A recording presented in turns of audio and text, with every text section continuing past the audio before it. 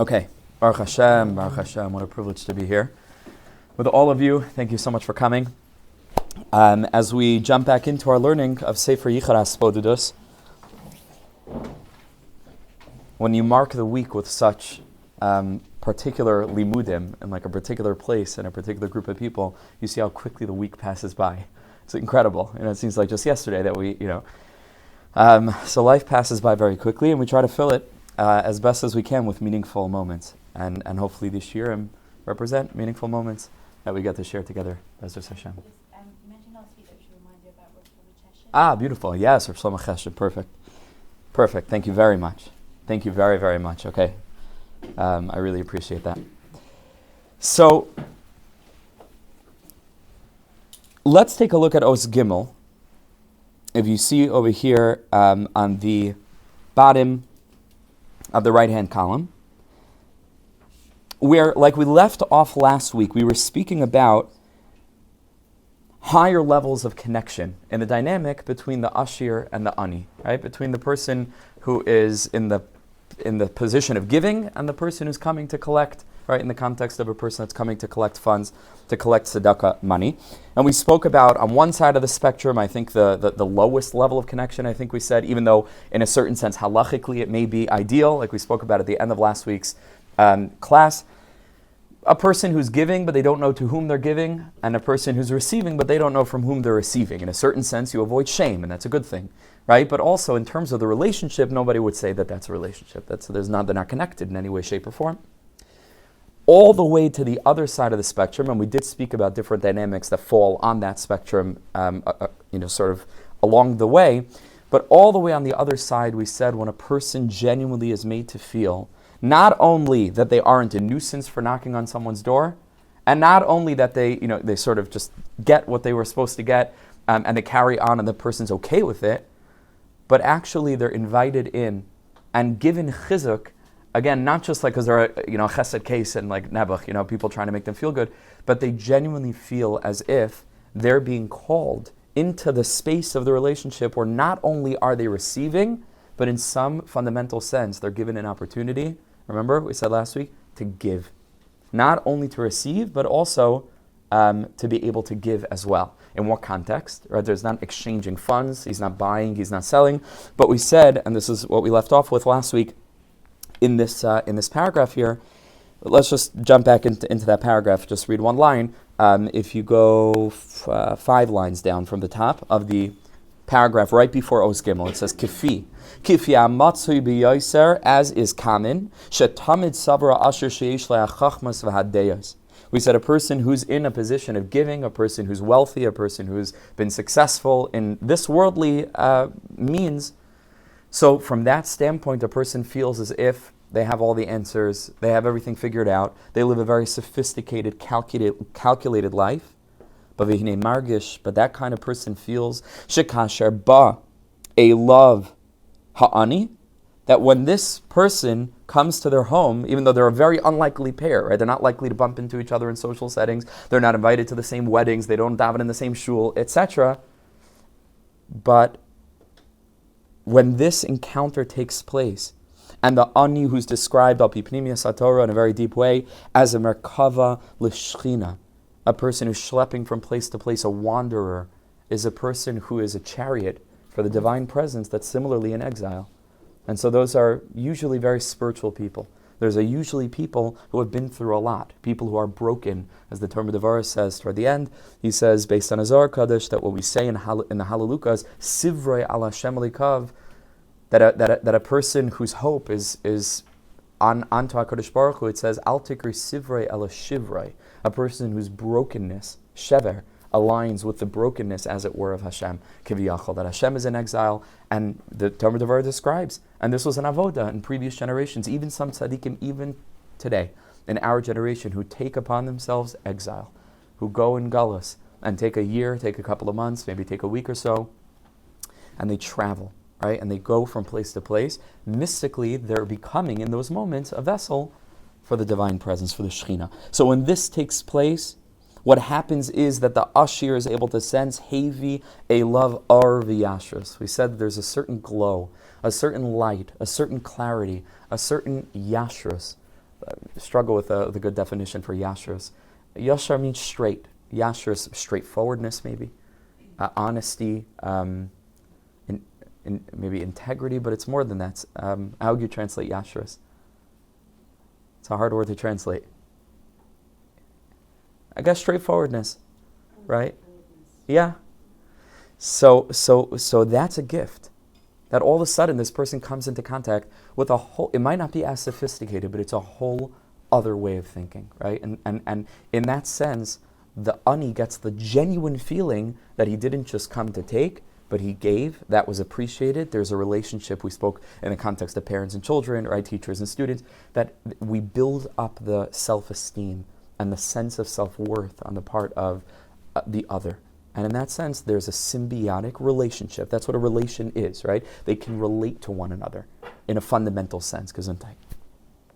Okay. But then we said that this is not yet the highest level, right? And we were confused last week because that's a pretty good level. But there's still a factor that's not quite there yet, and therefore, this is all a parable, right? Which is important in terms of interpersonal relationships, which are a fundamental part of Avodas Hashem, maybe the fundamental part, or at least one of the three pillars upon which the whole Torah stands, the whole world stands, which is Gemilas Chasadim, right? Which is Bein Adam L'Chavero, interpersonal relationships, V'ahavta l'reacha kamocha, Zeklal Gadol b'Torah, the whole Torah on one foot is how we treat one another, right? So it's a fundamental part of Avodas Hashem, but that's not what the sefer is about, right? It's not a sefer about friendship. This is all a parable for the way that we are intended to approach our relationship with the ultimate friend, right? Which is what we began with HaKadosh Baruch Hu, right? With the foundation of all existence and creation. So this is not quite there yet. Well, let's take a look at the next step in Os Gimel. Biram kan yesh lahavin. See, he says we need to understand Shahanisker la'el, that what we described last week, Haverak haschala, is still only just the beginning. It's not it yet. But now we need to go to the next level of this bond, of this connection that we're trying our best to build with the source of our souls, with the source of all of being, all of creation. He says there are two individuals, and maybe depending on the context and the social setting, structure, maybe this even happens often, but they meet each other by happenstance. They happen to be invited to similar conferences, or they get invited to the same weddings because they have marginally the same social setting, or they're, like I said, they daven in the same shul, and they're all connected to this particular Rav, but for different stages in the Rav's life, so they don't necessarily know each other, but every time there's a family simcha, every time whatever it is, they meet ba'akrai. Right? And he says, like they meet each other for a wedding, for a bar mitzvah, and so on. And it's good when they get together. Like they have a good time. They're always seated at the same table. You have like a whole category of friendships that are just this, right? You know, when you go to this place, as you get older, right? Also, I think that this intensifies. So I'm told. I'm still getting older, but this is how it goes. You sort of all the time. You go to this wedding, of this family. You're going to bump into this person, and it's enjoyable. I have relationships like this, right? It's good. Sicha toiva bein shneim. And even in this case, there could be mutual benefit. Just like we described the Ashir and the Ani, where the Ashir is giving funds and the Ani is receiving. And in this context, the Ani, right, the pauper, is able to go ahead and to give something back, which we said is fundamental for the relationship. And that could take place. They get advice from one another. They make a business deal. They help each other network. Whatever it is, it's of mutual benefit to them that they both ended up punked at this wedding and they met each other, which is good. However, even though both of them benefit, and presumably both of them feel a sense of value, of mattering, of worth, which is very important again for this relationship. Mikol makom, however, hahiskashrus hirak ba'ofen chitzoni. Still, vis-a-vis the most essential point, this relationship or bond, his skashrus, like the word kesher, means a connection, to be tied. This bond is only still external. It's still an aspect of guf. It's not yet the neshama. The ein kan inyan. Why? Because over here we have the absence of the concept or the element shall ratzain. And here's he bolds it, not me. These bold words, lihiskashrus milichatchila. What does the word lichatchila mean, as opposed to b'di'eved? You know, b'di'eved means if worst case scenario, when things don't go in the ideal setting. So in a what's the antonym for ideal? Unideal, is that a word?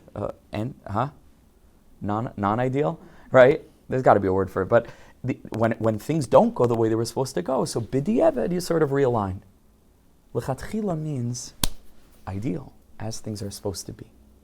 So he says this relationship could be good. Both of them benefit one from the other. But think about the setting. It's just because they happen to have ended up at this wedding and they're sitting next to each other.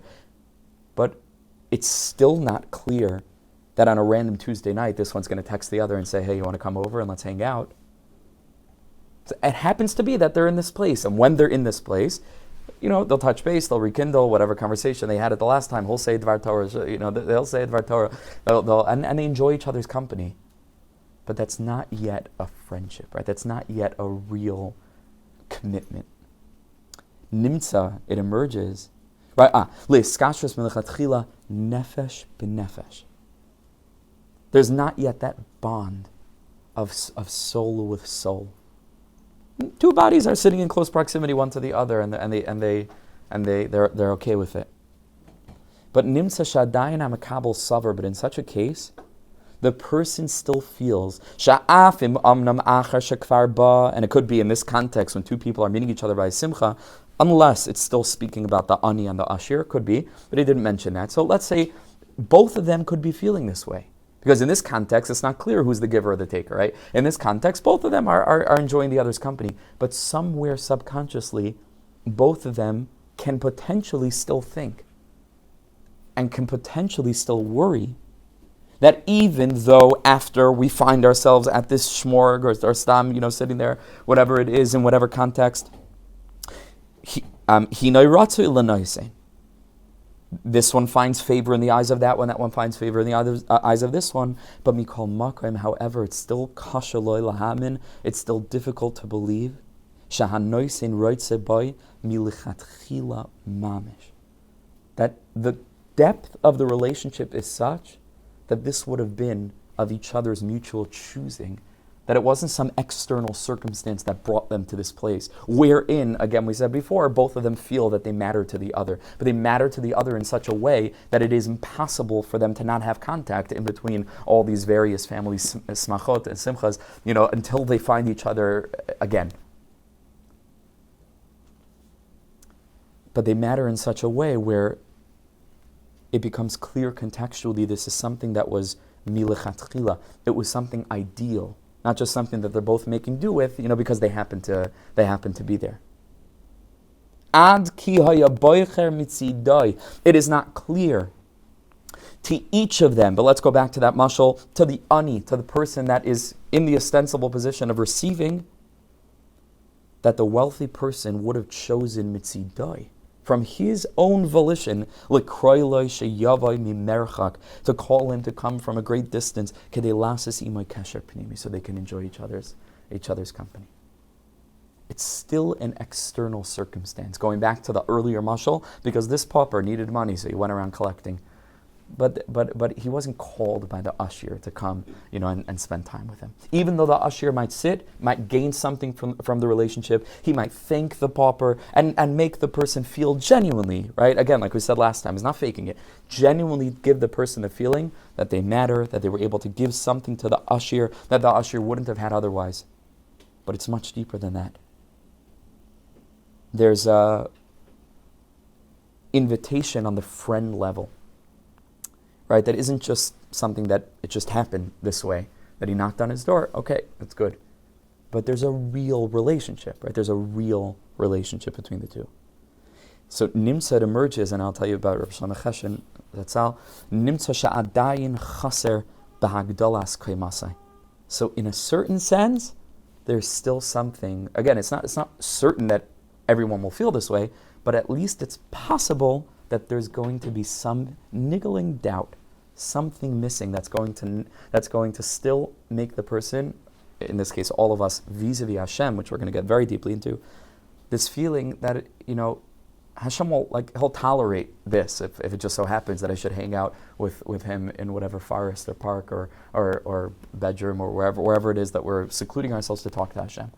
He'll tolerate me and maybe he'll even gain in some sense. And we're going to go very deeply into how that might be. Right? We spoke about that, what he can gain in what sense. We're going to talk about that. This is much deeper.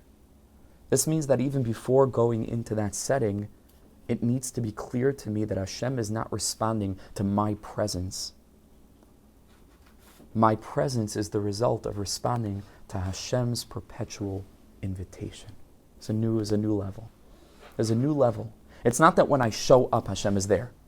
And Hashem is there in such a way where He's our friend. And HaKadosh Baruch Hu is saying, Tov Shabbat, and Hashem is so happy that He came. It's much more. Now we're adding a new element. And that new element is that Hashem called me. And that's by the way, we're not exaggerating, as he's going to say. It is a literal call on the part of Hashem to the Jewish soul when we sense the feeling in our hearts that we want to unburden ourselves before Hashem. What do you think that is? Why do some people feel that and others don't? Why are all of us in this shir and there are tens of thousands of frum women who live in this general area within a half-hour drive who aren't here? Right? Some of whom know about the shir, most of whom don't. Okay, whatever. But why is that? There's a hashgacha pratis of a voice that's echoing within these Jewish hearts that are looking to grow. It's very simple. And that is an invitation. Simple. It's an invitation. Now, different neshamas, I'm not so ostentatious, and presumptuous to say that, these are the women that had, different people are invited in different ways to different opportunities. But each neshama, make no mistake, is invited to what their neshama is being called to. Very simple. And so when we start to wrap our minds around that and we say, Hashem is working in our lives, it's not for nothing that just this year, this is a new series of shir, shir, this is the topic we chose, these are the women that it happened to reach, these are the chaver that really made the commitment to say, Monday night we're in. Not stam. It's not stam. If you think this is the first time these souls are sitting in a room together, that's not stam. I really mean it. There's nothing stam, certainly not about this. This is an neshama thing. We are invited. So when we recognize that there's a greater context that goes beyond the moment, according to Rav Kluger, the way that he's laying this out so carefully and precisely, that's the shleimus of what we refer to many times already as hagdalas kaimasai. Right? The ultimate feeling of mattering with a capital M, in which way we recognize that Hashem has not forsaken me. And I think that's the key point. Hashem has not forsaken me, and I'm also not his basket case. Right? And I'm also not just his friend, so to speak, whose company he tolerates when I happen to stumble across him. Hashem is guiding me into his embrace. Like that's the conception. You see how it's different? Many, many different layers, levels. And then it's like, wow, this really is an equal friendship. We say equal with air quotes because, of course, we have to always remember that, fundamentally it's unequal in the most dramatic of ways. But in the terms that HaKadosh Baruch Hu embedded into reality, he has set this up in such a way where, look at the pasuk, all of us know it, and the words are exactly mirroring one another. Ani lidodi, vidodi li. That's it. That's how he set up this concept. It is equal in this sense.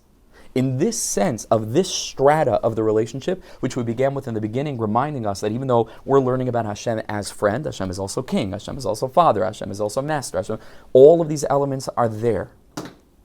But at the core of it all is this, because it's a sefer about intimacy. It's a sefer about the fundamental essence of the Jewish soul and the fundamental essence of the dynamic of its relationship with its source, which sent this soul into the world on a mission. as part of a nation that's on a mission, which has a whole framework of behavioral guidelines that are there to serve as vessels to hypersensitize them to the mission. That's all halacha is. That's all it's for, is to force us to stay conscious, to force us morning, afternoon, and night not to take our eye off the ball of what reality is, of what it means to be a part of this nation, where history began, where it's going, and what our role is in all of this.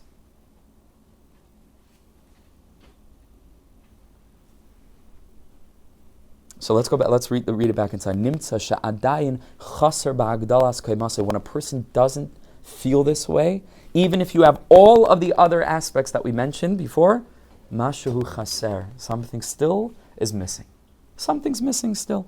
Ba'agdalas kaimaseh. In the ultimate building up of that person's recognition, understanding, realization of just how deep this relationship can be, just how authentic it can be between you and From the standpoint of what we're speaking about now, when it's the result of an invitation, not the result of a mutual invitation to a wedding where they happen to put you at table 31 and you're sitting next to this person, but it's a result of the invitation on the part of the person who you're then sitting next to at their dining room table. Not because it's a special event that they happen to have invited you to, but because you're the only one there, because they actually want to spend time with you, right, in a legit way. So from the standpoint of this awakening as to what a relationship can look like, you look back at all the other levels and you say, okay, like they were good and we see how they progressed, but in relation to this, they're what's called chitzoni. They're just external. And he finishes, and then I'll go outside for a minute. But not like actually outside. Would never think of going outside in the London summer. Higdir ha'arizal es hanasa begimel brachos yishonis d'shmeina esrei kekesher b'chitzonius ha'olamais.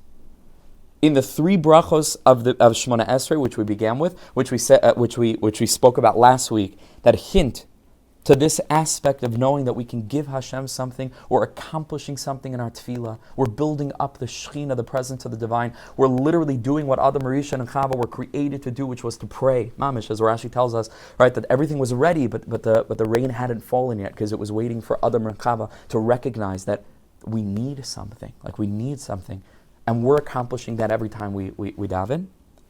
That's still, in Kabbalistic terminology, vis-a-vis the brachos that are going to continue in Shemona Esrei, which we're going to speak about. That's still what's called in Kabbalah chitzonius ha'olamos.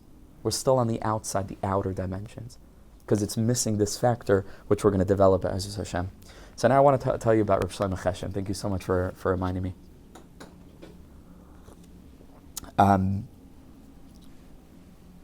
You'll forgive me, you pronounce it Cheshin, which is totally fine, but you just reminded me of this very funny and very embarrassing. That's not embarrassing, but this is very embarrassing. That's fine, but because it could, like the Cheshire cat is not a Cheshire cat, you understand? So anyway, that's fine. But I years and years ago, I worked at in special needs in a camp called Camp Shai, which is spelled SCHIA or SCHI, Special Children with Hidden Intelligence.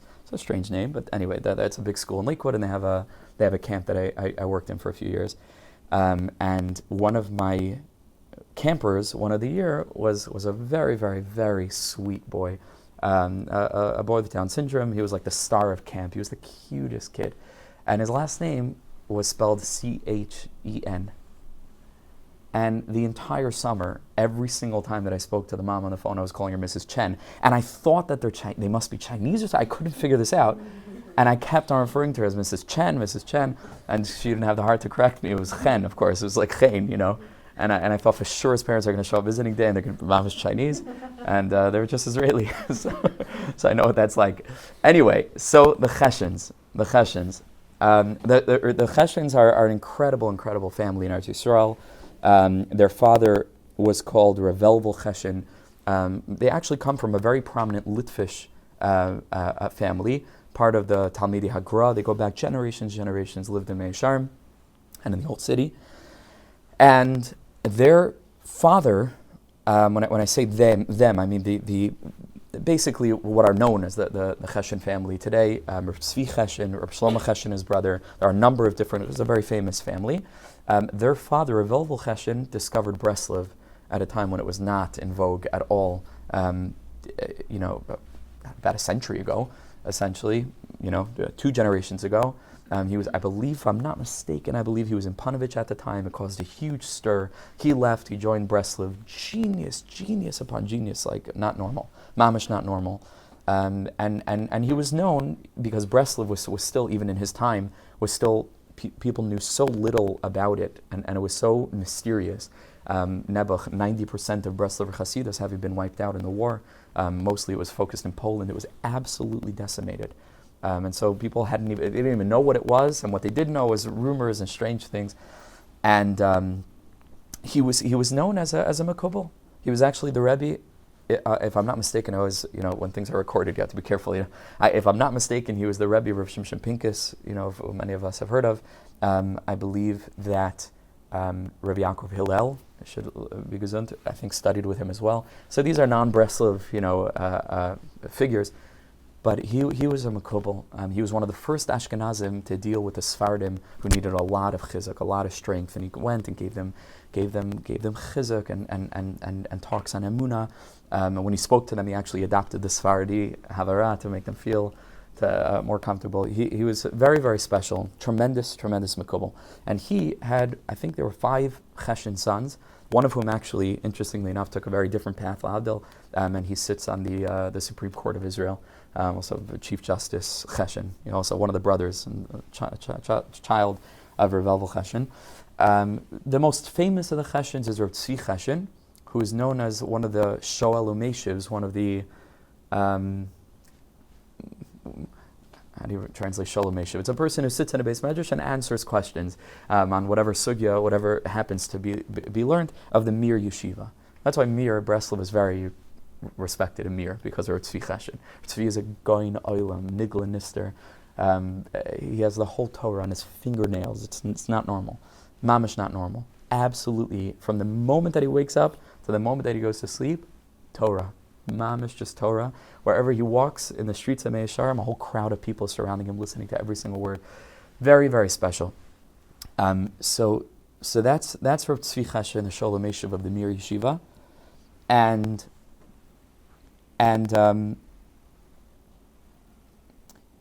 his brother was Reb Shlomo Chesed, Zchus Yagon Aleinu Zatzal. So I was privileged enough to have a very, very deep relationship with Reb Shlomo Chesed. It was nifter about, I think, 3-4 years ago now. And I didn't grow up with grandfathers, because my mother's father, Nebuch, was nifter when she was very, very young. When she was 11 years old, 12 years old. And so I certainly didn't meet him. And my father's father was nifter when I was 1. And so I met him, but I didn't grow up with the institution of the grandfather so much.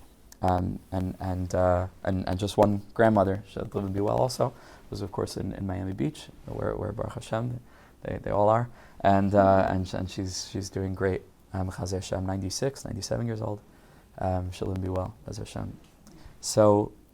But my mother's mother was also niftaris when she was younger, shortly after her wedding, so I didn't meet her either. So, in lieu, obviously can't replace a grandfather, but in lieu of a grandfather was Reb Shlomo Chesed.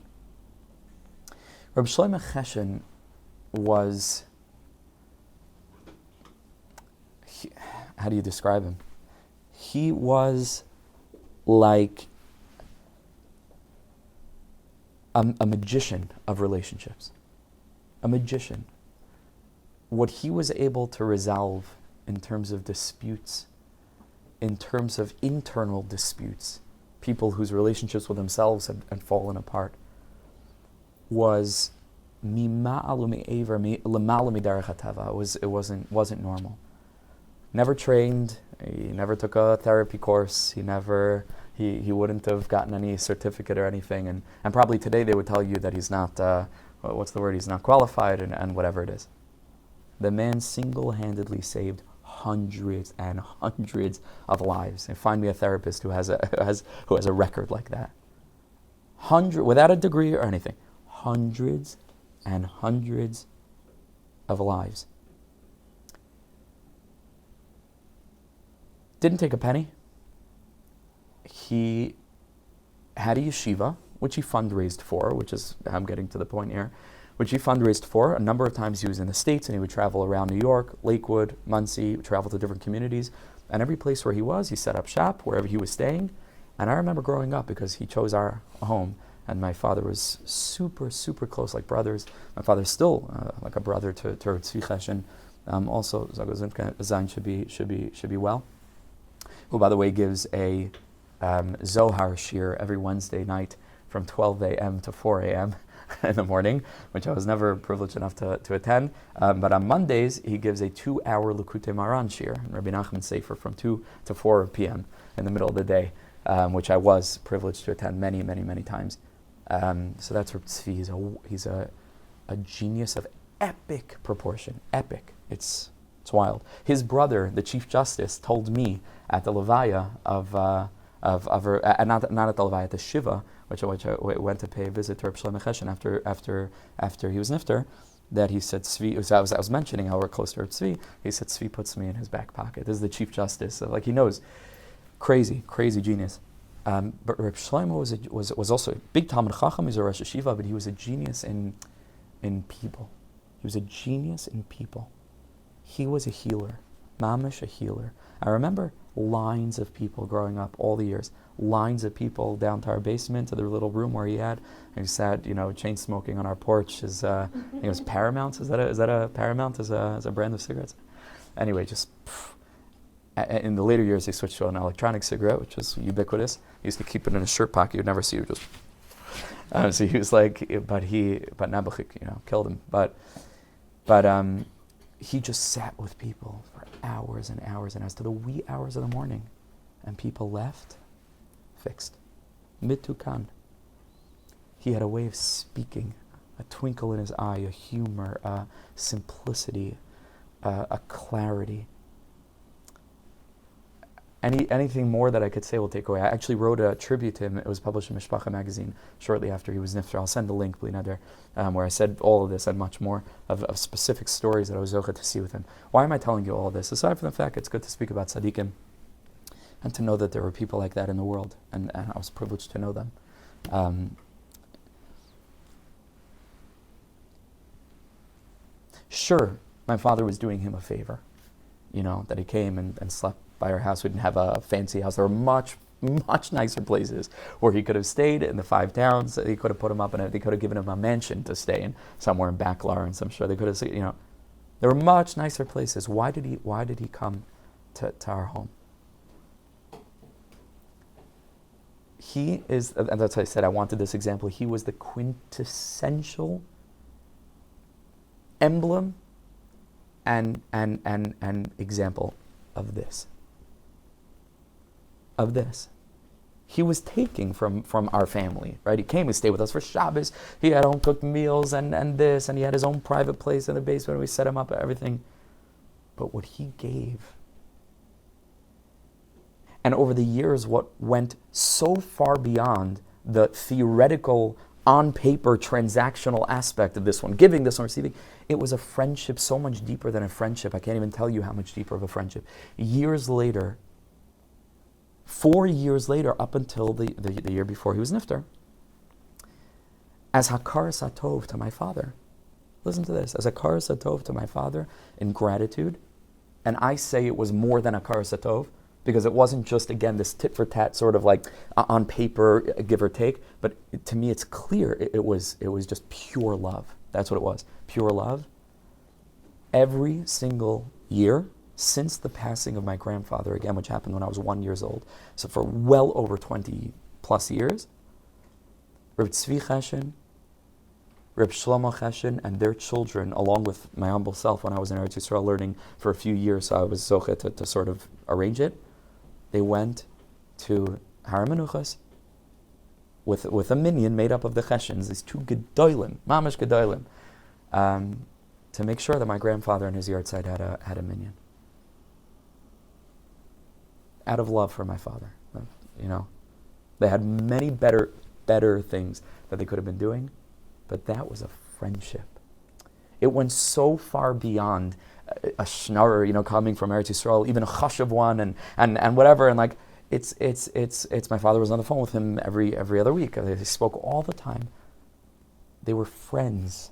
You understand? It's a different category. It's not how to make sure that the ani, you know, gets the money. The ani gets the money without feeling shame. And then the halachas apply of find a way to give him so he doesn't know. You remember I said last week this is a different category. It doesn't fall within the geder of those halachas because it's no longer pauper and it's anila daidi v'daidi li. It's a completely different paradigm.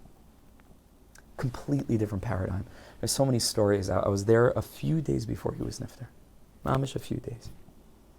Crazy stories. Actually, my new book, which it's available on Amazon if you search for it, but I haven't made the link public yet because I'm waiting for the hardcover edition to be available. So I want to give people that option. But the softcover is available for order. Over there, I have two pieces. Well, no, all of these are published. You know what? I'm not going to send a link. You must buy it. No, I'm kidding. I'll send a link, but it's in there. The tribute is in there to Rav Shlomo Cheshen, as well as two wild things that happened surrounding Rav Shlomo being sick, and then after he was nifter 1 year later. Two crazy hashgacha pratis, like highlighting the connection, but I'm not going to say so much more. But you'll read it. In addition to hopefully many other interesting things that is in that book. It's called From My Heart to Yours, and it's available. So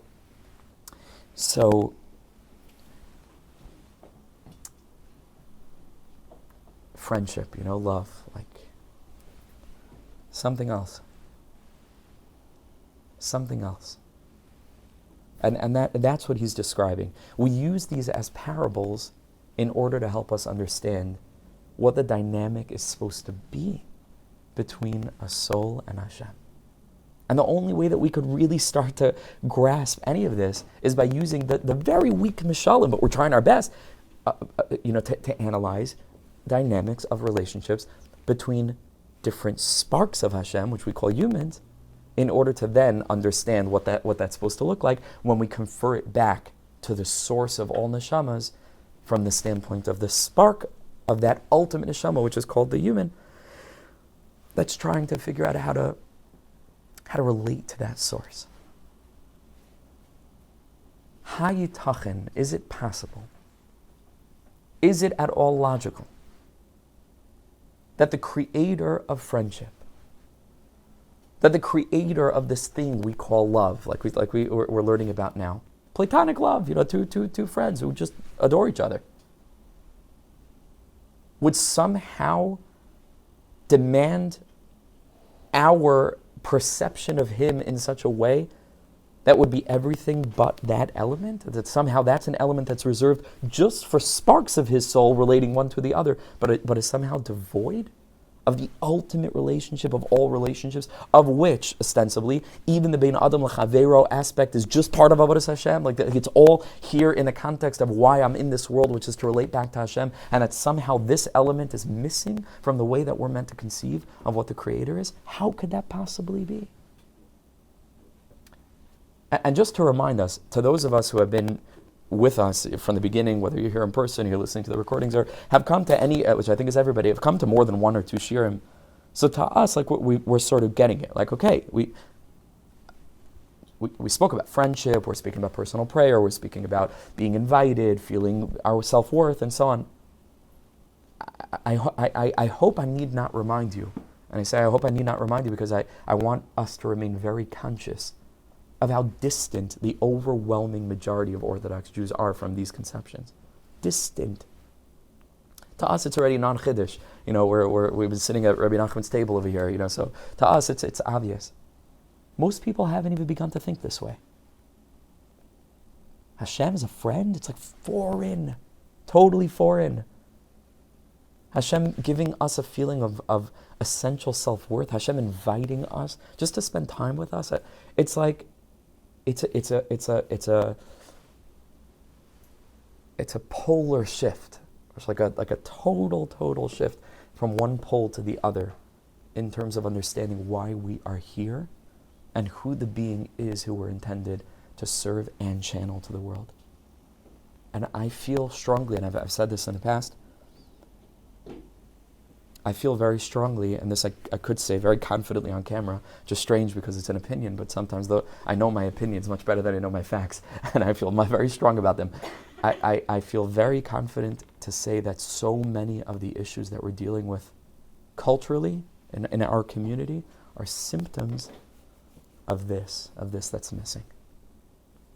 So much of the mental health issues that our teens are feeling across the board, and there are many, many different factors here, but fundamentally, this lack of essential worth, this pressure that people feel in the name of religion, both culturally, societally, to match up, as well as religiously, without it being grounded in a much broader, healthier framework, is the cause of so many issues down the line. So many issues. And so we're making tikkunim, we're trying to fix ourselves if we so need, these calibrations, let's say, of our own perceptions. And meaning if not, and we were raised in a totally healthy, conscious way, which hopefully we were, to recognize that there are so many people who need this message. There are so many people who need this message, and all of us are meant to be torchbearers of this message. It's not just for us, because we're fundamentally teachers. We're mamleches kohanim. That means that there's no such thing as a rabbinate and then lay people. There are no lay people. Every single Jew is a torchbearer. There's no such thing. There's nobody who just takes in the messages and carries on living their happy Jewish life. No such thing. Right? To be a Jew is to be a teacher. To be a Jewish woman, Be'ezus Hashem, is to be a Jewish mother. To be a Jewish woman is to be a Jewish friend. Is to be conscious of your surroundings. To know that you have a role to play. Each and every one of us, you have a role to play. At every stage in our lives, we're here to spread the consciousness of God. And this is what it means. To give over these teachings, to give over these conceptions. Not even verbally, but just by living it so people see, this is what it means, Yireh Shamayim. Not somebody who's bent over and doubting every single thing and repeating every word of Shema 50 times because maybe they mispronounce, that's not. Show people that Yireh Shamayim means to be full of what we call Yichud HaHisbodedus. Yichud HaHisbodedus. Calm. Emunah. Simcha, joy. Clarity, conviction, confidence. And we have to, where do we get that? We ground ourselves in these fundamental premises, in these essential modes of interpreting Hashem, His creation, the world, and history, time and space, and our very own selves. When we reorient all of those fundamental building blocks, we have a ground upon which to stand. Otherwise, we're blowing in the wind. We're blowing in the wind. And it's very dangerous in such stormy times to be blowing in the wind. These are very stormy times.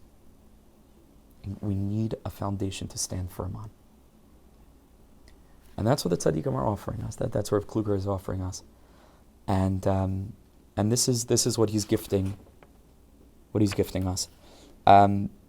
Okay, so I think it was useful to go into that excursion with Rav Cheshen, but the Chen thing I'll have to think about whether that was worth the time. I don't know, but that also. So let's just try to push forward at least just for one more paragraph, and then we'll take questions, comments, and we'll wrap it up for tonight.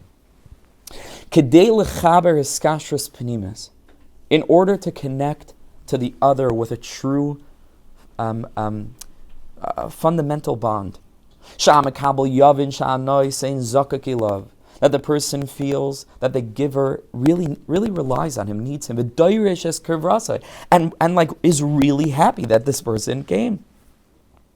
and that they have this bond, this relationship. But in an ideal sense, it's not just because they happen to end up in the same setting, but he would have invited him. They're really friends. They're always looking for an opportunity to spend time together, for real. Nefesh benefesh. This requires like a brand new, like I mentioned before, this is a whole new category, right? This is something new. This is now called friendship. It's not giver or taker. We're sort of building it up, right? And he's giving parables. Now we've entered into a new realm of relationship. This is called friendship. It's not an Indian, there's no aspect anymore of this that the Mekabel, the one who's ostensibly, at least in some sense, the receiver, the Reb Shlomo Chesed is coming to collect money from people for his yeshiva. But that doesn't arise in their mind, this aspect of feeling lesser than, chalosh, weaker, min anoisen, v'nitzrich. Nebuch, he's so ashamed, he depends on my father. It's two buddies that are getting together who know each other for 40 years and they can't wait to see each other again. It doesn't occur to them to consider things in this way. This one is the receiver, this one's the giver, but they tolerate each other because that's not what's going on. They're best friends. Something else. But the quote unquote the giver from his own or her own standpoint begins legalot, to reveal that so deeply does he need the company of this ani that he would have set this up ideally. And here's the key word, he would have invited him from his standpoint, not just because the person happened to need a new round of fundraising and ended up in Farakwe. But my father's inviting him, when are you coming next? Then and only then is the process complete, where the ani can step out of the shackles of perpetual endemic self-doubt, where you can finally feel, okay, like the dynamic has shifted.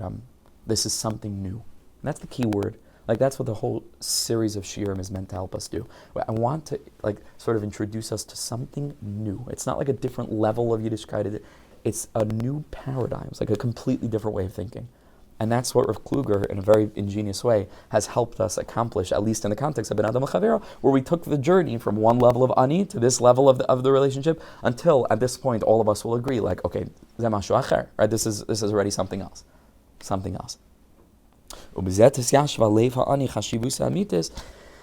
Then the person will feel their true sense of worth. It's only then that there's this sense of confidence. There's this true sense of friendship. I don't want to embarrass him. I won't say his name, but I definitely will send him the shir afterwards and tell him that I'm not telling him at what point during the shir I said it, so he has to listen to the very end. But on my trips to Manchester, where I've been zocheh to go many times over the past 2 years, and hopefully will continue as Hashem in the years to come. There's one place where I stay every single time, whether it's with my family, whether it's by myself. And I genuinely, I hope he feels the same way. but I genuinely, and I know he knows that I feel this way, and I really do feel that he feels this way. I genuinely feel that it's deeper than just a place to stay, which is why I love staying there. There are any number of places, Baruch Hashem, that I can stay, and I've come to know many people, and different people have invited me. I'll only go there.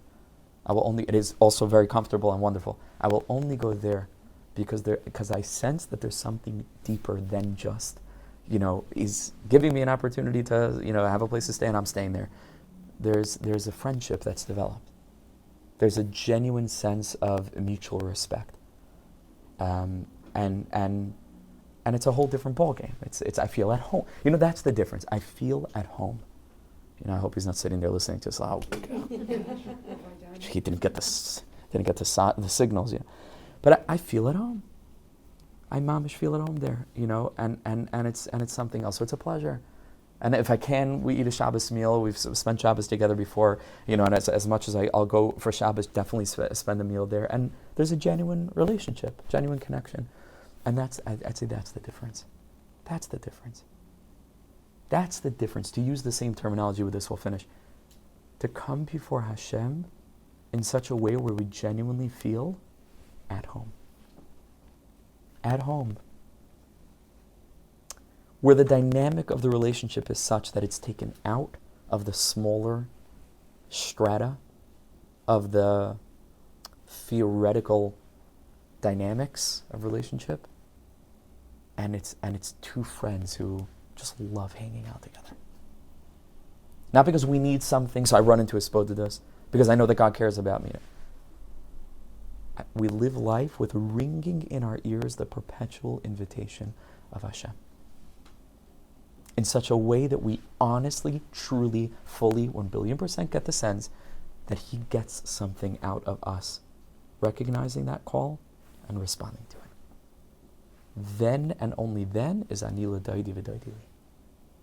These are big, sort of madrigas of what we're trying to grasp at, finding a way to put it into, sort of practical terms as it relates to our relationship with Hashem. We're working on it. It's going to take longer. He's developed. It's a whole sefer. We're just getting started still.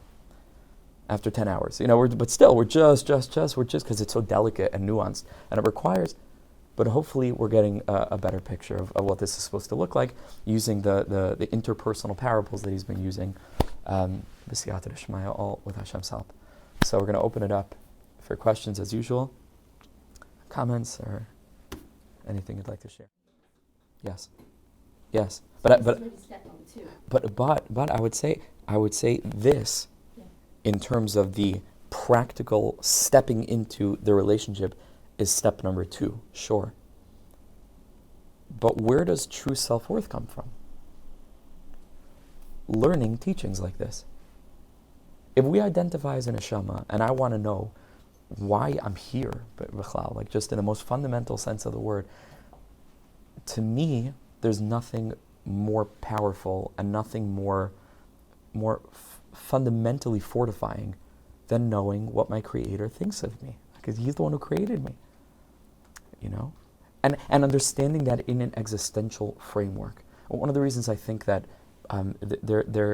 there's something missing, it's hard to say to what degree, and I know that therapy is helpful for so many people, and I myself have benefited from therapy, and hope to continue to do so.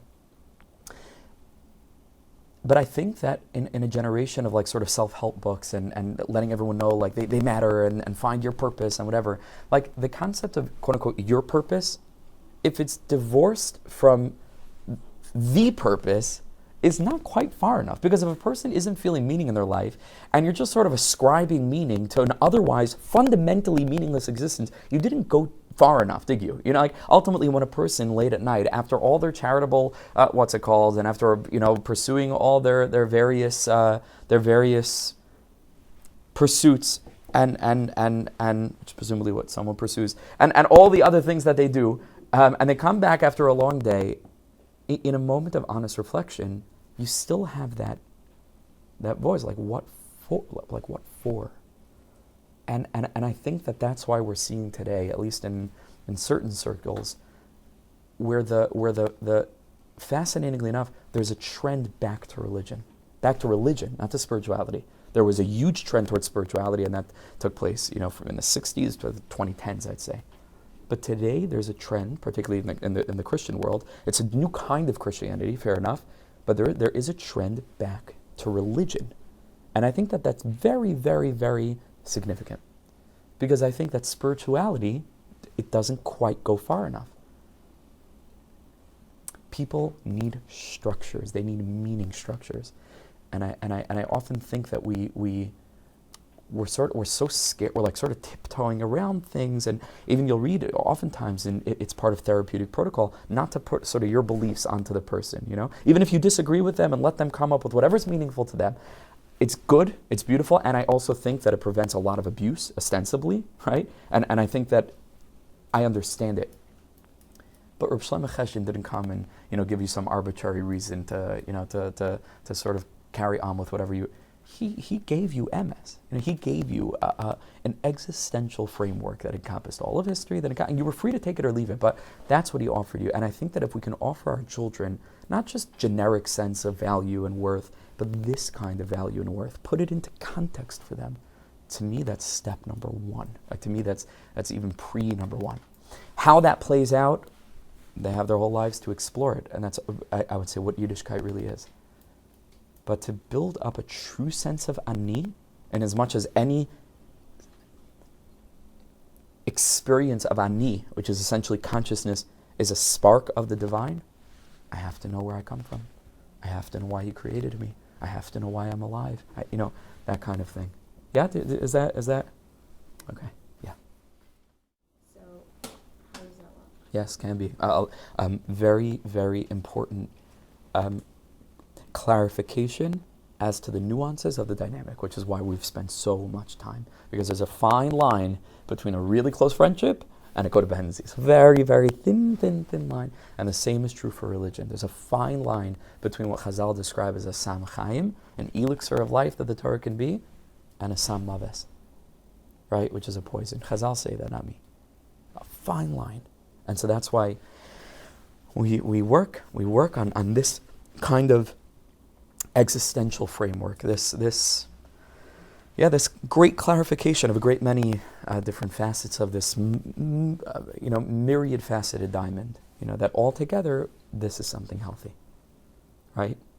What the Kutzker said, I think about Hashem, he said, if I am I because you are you, and you are you because I am I, then I am not I, and you are not you. Right? That is codependency. That means that there's a blurring of borders, boundaries. Boundaries, borders are crucial. The whole Kabbalah is essentially the study. In addition, it can be phrased many different ways, but it's essentially a study of those boundaries. When the infinite sort of fractures kiviyachal into a world of separateness and separate sparks of consciousness called human beings. Like, what is that separation? What is the nature of that separation? That's the idea of tzimtzum, right? Which is the boundary, which is the concept of gvura, bina, without getting into the depth of this now, but that's what it is. That means that HaKadosh Baruch Hu created, as Kabbalah understands it, like a one-way mirror, but it's not a good enough analogy. What's called in Hasidus, it's not called in Hasidus, but what the academics understand to be the Hasidic approach, which is called in English panentheism. Panentheism, not pantheism, it's something else. Panentheism, which means that God is both immanent in the world, but also beyond the world in such a way where we really exist from a point of view. And this is really what Hasidus is grappling with. Because ein od mavado, but at the same time we exist. So in what way? In what way? So all of these things are very crucial to make sure that we explore, but we don't abstain and withhold from challenging ideas because they're challenging. On the contrary, those are the ideas that we must grapple with, wrestle with, gain clarity into. Because if we don't, like I said, blowing in the wind of a hurricane of 2024, which most of us, not here, but generally, most of us are experiencing. Tov? Good? Good. Amazing. Okay. Thank you so much. Thank you again for joining. Thank you.